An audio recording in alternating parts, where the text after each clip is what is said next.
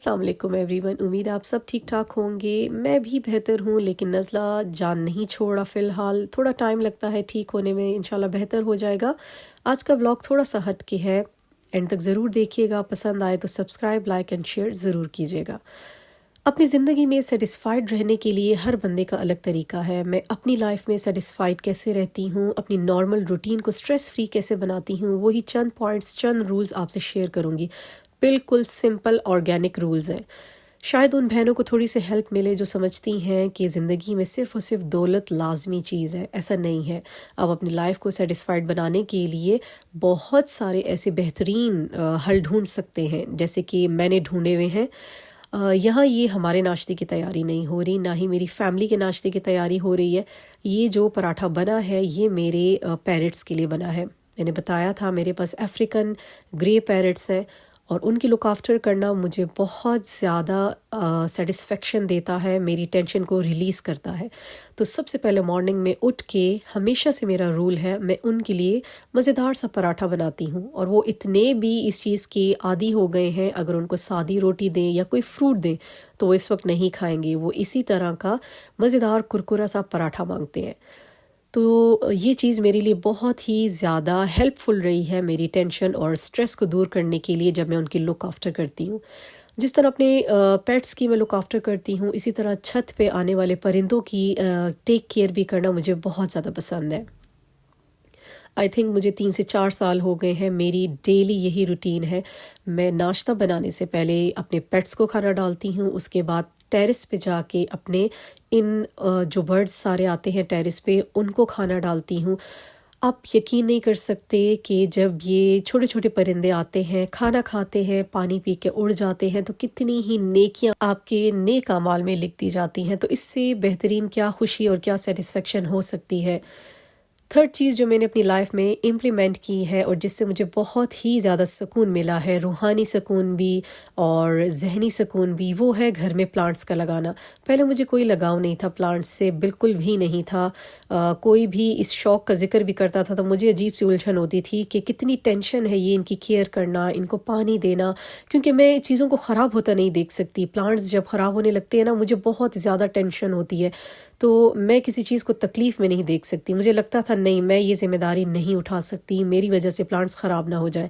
لیکن سچ جانے جب سے میں نے گھر میں لگائے ہیں نا، بہت زیادہ ہی سیٹسفائیڈ میں ہو گئی ہوں۔ وہ بیسک 3 رولز ہیں جن کو اپنا کے میں نے اپنی ہوم میکنگ کو بہت ہی سٹریس فری کر دیا ہے، اور جن سے مجھے بہت زیادہ خوشی ملتی ہے، میری ٹینشن ریلیز ہوتی ہے۔ میں بہت بھی اپسیٹ ہوں تو یہ اپنے بیسک یہ تینوں رولز اپنا کے نا میں بہت زیادہ ہیپی اور سیٹسفائیڈ ہو جاتی ہوں۔ اچھا، ایک مزے کی بات، میرے ہسبینڈ کو اب پتہ ہے کہ اس کو پلانٹس کے ساتھ لگاؤ ہو گیا ہے، تو رات کو بڑے خوبصورت سنیک پلانٹ میرے لیے لے کے آئے۔ ایک چھوٹا سا بیبی پلانٹ لے کے آئے ہیں جو کہ انہوں نے اسی میں لگا دیا ہے، اور اس کو تھوڑا دھوپ میں رکھنا تھا، کافی ڈرائی ہو رہا ہے یہ سن لائٹ کے بغیر۔ اور جب وہ لگانے لگے اس میں بیبی سنیک پلانٹ، تو ساری جو خوبصورت ڈیکوریشن تھی نا وہ مٹی کے اندر انہوں نے ہائیڈ کر دی ہے۔ تو لے کے چلتے ہیں ابھی اسپاٹ کو، دھوپ میں رکھتے ہیں تاکہ تھوڑا اچھے سے گرو کر لے، اور جو اس میں بیبی ہے اس کو بھی سن لائٹ کی بہت ضرورت ہے ابھی۔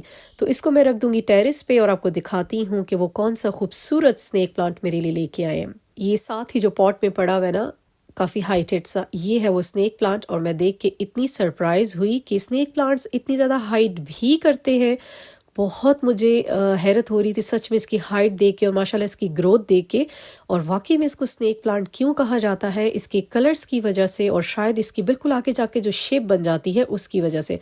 تو یہ لگا ہوا تھا مٹی میں، اور کسی نے ان کو دیا تھا کیونکہ اس کے پاس کافی سارے ہو گئے تھے۔ یہ گھر لے آئے اور میں نے فٹافٹ اس کو پانی میں لگا دیا تھا۔ فی الحال میرے پاس یہی چھوٹی بکٹ فری تھی، پاٹس تھے نہیں، اور بس انتظار تھا کہ مالی بابا آ جائیں، کیونکہ سنڈے کا دن تھا، تو ان سے بات کر کے اور پھر اس کو کہیں ایڈجسٹ کرتے ہیں۔ اور فی الحال تو میں اس کو دیکھ دیکھ کے بہت زیادہ خوش ہو رہی تھی، اور بس دعائیں کر رہی تھی کہ یہ ایسے ہی گرو کرتا رہے۔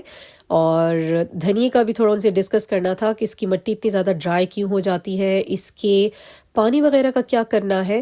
تو اچھا، اس کو لگانے کے لیے فی الحال پاٹ تو نہیں تھے میرے پاس، لیکن ایک یہ مٹی کی ہانڈی تھی جو میں بالکل نیو لے کے آئی تھی، لیکن افسوس کہ یہ نیچے سے کریک ہو گئی تھی۔ نہیں سمجھ آئی یہ کیسے کریک ہو گئی ہے. میرے جو کچن میں کیبنٹس ہیں نا، کیبنٹس کے ڈور تو ٹوٹ چکے ہیں دیمک اور سیم کی وجہ سے. انشاءاللہ وہ رینوویٹ ہونے والا ہے، لیکن اس کے اندر شیلف بھی نہیں بنے ہوئے پہلے سے.